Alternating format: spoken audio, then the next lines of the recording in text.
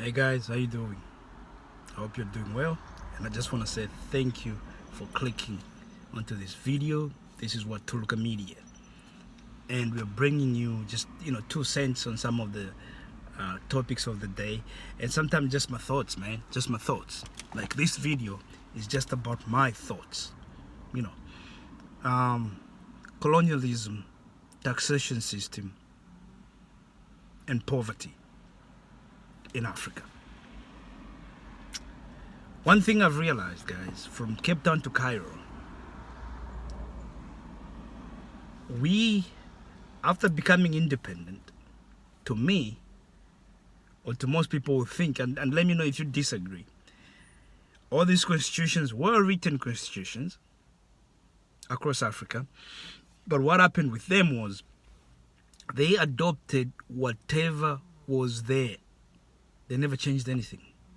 The Europeans who were there in most of these countries, the constitution reflected what they wanted and was suiting people from outside who were Europeans coming into Africa to invest rather than the local people, who were black. So when we became independent, we took the same mentor. We took the same things where the business is more focused on bringing investors from Europe and America rather than bringing up our own people. Why do I say this? Africa is a country with over 30% of natural reserves in the world, natural resources, gold, diamonds, bauxite, you name it, it's in Africa. We don't need to import anything, right? But we were badly brainwashed by what these people found. And most countries, they haven't figured this out. If you look at South Africa, the whole taxation system was designed to help investors from outside South Africa, from outside Africa in general. But you go to Zambia, you go to Ghana, you go to Kenya, you will find the same setup of taxation. Where local peoples are punished, foreigners are welcomed. A foreigner can bring $50,000 to invest in a country, and they will be given even 5-year tax-free. And they'll tell them exactly what is needed to invest. But that same information, those same benefits are not availed to the local people in most African countries. Let me tell you something. This is one thing I've discovered. I live in Western Australia, Perth to be specific. This is a state in Australia that contributes highly to the GDP of Australia because it's the biggest state and they have iron ore. I think they get over almost $300 billion every year from iron ore, and most of that come from Western Australia. Okay? But even here, the system they've adopted is European in nature. And let me tell you where these things begin. In Europe, today and hundreds of years ago, they didn't have natural resources like other countries do. This is why Europeans were trying to leave Europe to go to other continents, either to get stuff and send it to Europe because they didn't have it. A lot of things that you think Europeans invented, they didn't. Like if you look at sugar, it was from the Middle East. They invented that. It was from a lot of things they didn't. But what they did was they'll buy something, they'll take something and take it to Europe. And in that process, they realized because business-wise, in terms of creating people making a profit, was a way of life. So a lot of people, they'll take something, take it to Europe, make it popular, and then find a way of turning that into a business. They're trying to go to India to get what? Spices, because they can't grow spices in Europe. It's icy. So they developed a taxation system that allowed business people to benefit more, which will allow them to move around and do stuff and bring those things back to Europe. So the taxation system benefited the business people than the people. Now, I'll tell you something. That 200-something billion dollars I told you that Australia gets from mining, It doesn't go. That's not what the government taxes. The government doesn't tax that much. I'll give you a perfect example. They have gas in Australia. There's a big project on one of the islands around Australia. It was called the Gorgon Project. I think it was by Shell. They invested about $50 billion into this. Shell did. But what they do is, because it's not government owned, so for the next even 100 years, Shell won't be paying any taxes to the government, because they're going to make sure that whatever they do, on paper, it shows that they're making a loss. Okay, so they don't pay taxes, because that $50 billion has to come from somewhere. So for the next 50 years, they might just be paying off their $50 billion. The only part where the government makes money is from the people that are working there, who are highly paid. Even a cleaner, apparently, at this project was getting $250,000 a year. That's a lot of money. Highly paid. So the government only benefits by taxing the workers. That's it. They don't get the money they need, the money they should get from the natural resources. And that's the same system that we have adopted in Africa. The rich gets richer, where the rest of us pay for their lifestyle. That's an unfair situation, because what it does is he allows the rich to get away with so much, and the poor to pay for everything else, pay for the roads, pay for medical services, pay for this, pay for that, everything else. And the people are not really enjoying, but we think they do. That's the spin they've put on. We think we are enjoying, but we are not really enjoying the way we should enjoy it. The taxation system in the Middle East, let's just Saudi Arabia, people never pay taxes there. And the only thing they have is oil. They don't have good land. They have a desert. They don't have a lot of things. The only commodity they have is oil.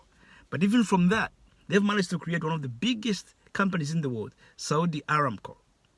Right? It's an oil company. It's at some point it was the biggest company in the world. I think today it's just second to Apple. Worth trillions of dollars.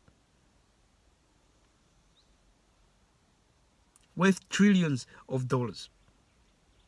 And the people don't pay taxes, but they have access to everything. They have access to water, they have access to this, they have access to... Why can't we adopt the same system in Africa? With the natural resources that we have, no one should be paying taxes in Africa. No one. There's this lie they've been taught that, people need to pay taxes for the government to pay. No, they don't. All they need to do is to make sure the government gets its fair share of the natural resources. And this is why we realize there's so much drama in Africa. We haven't really reorganized this. How come the people in the Middle East do it so well? It's not just Saudi Arabia. Even Dubai. People never used to pay taxes there. It's just, I think these days they might introduce because they're running out of oil. But in Africa, we have plenty of natural resources. The EV department, that's the second industrial revolution. We have copper, we have nickel, we have cobalt. We'll be supplying those industries. So we still make billions of dollars from that.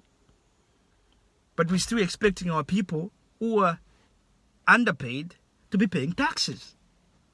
No, they don't need to be paying taxes. What governments need to do is change the taxation system.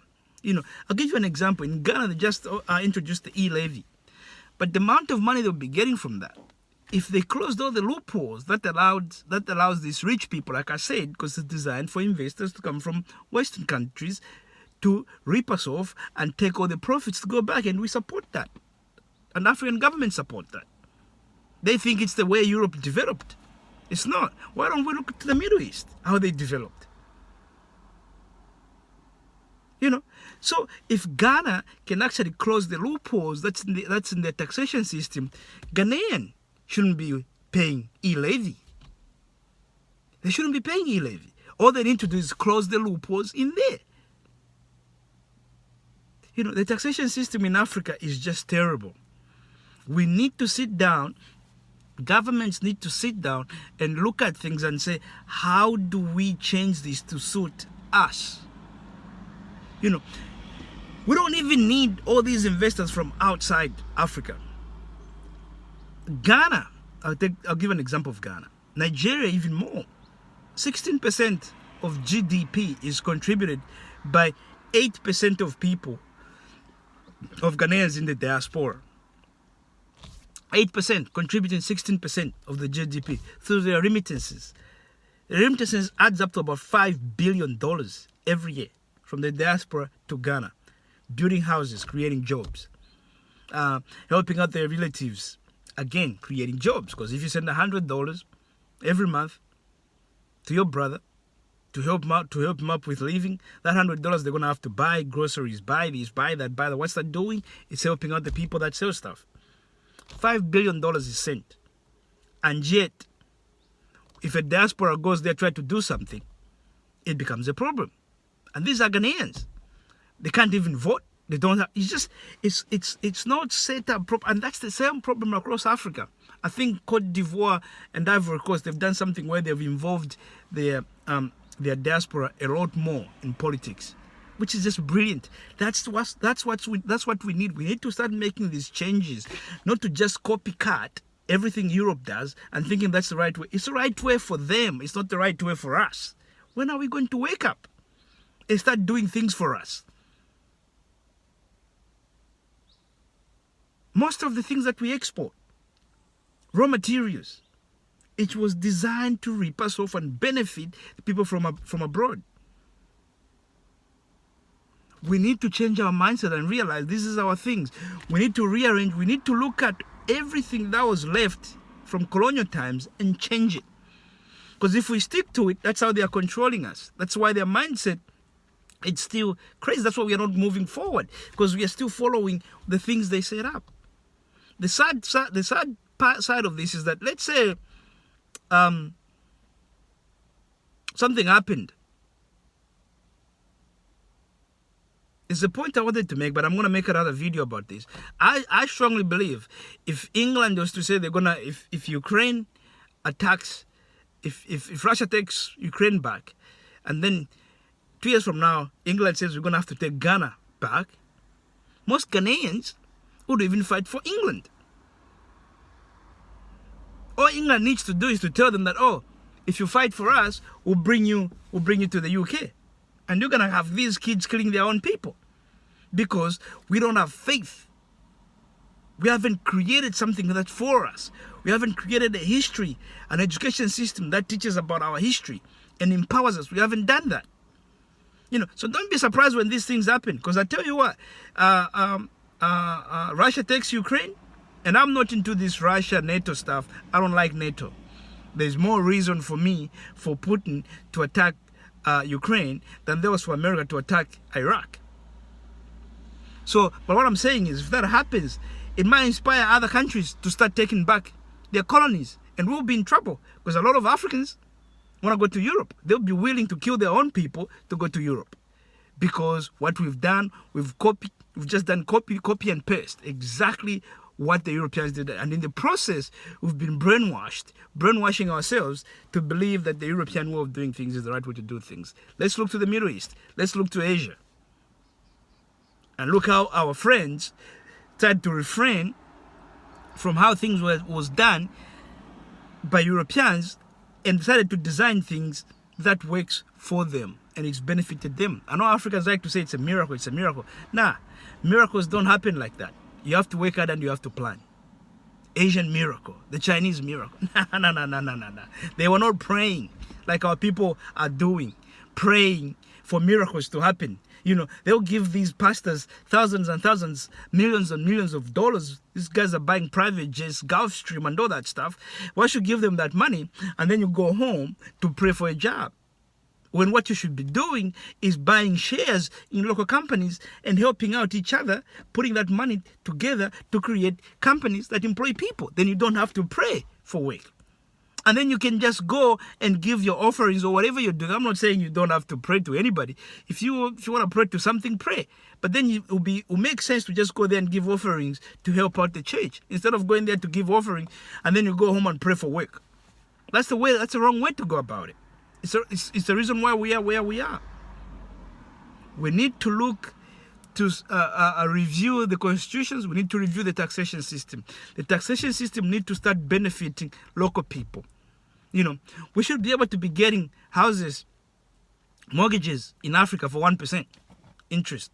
Easy, with all the natural resources that we have. But today, if you want to build a house, you want to get a mortgage, Some of them are like 30%. And then some white guy comes, because he's coming from outside, and he's got what they say, he's got a little bit of money, and they give him less. Even in situation, the white guy even comes with his own money from England or from America or from Australia, where he's only paying about 3% interest. He comes there and builds up all the good stuff or buys all the machinery. The local guys can't afford it, and takes all the business, because the local guys can't afford to build up or buy machinery because of high interest. They're scared. And this is why we are poor. But remember, if foreigners are controlling our economy, then you're not going to move forward, because all that money just leaves. This is why you see African currencies are always depreciating in value. You know, on the New York stock market, they're shortening them because they control everything. Thanks, guys. I just wanted to say that, man. Thank you. The taxation system needs to change. Need to start favoring local people. Thanks for watching my video. And please subscribe. Goodbye.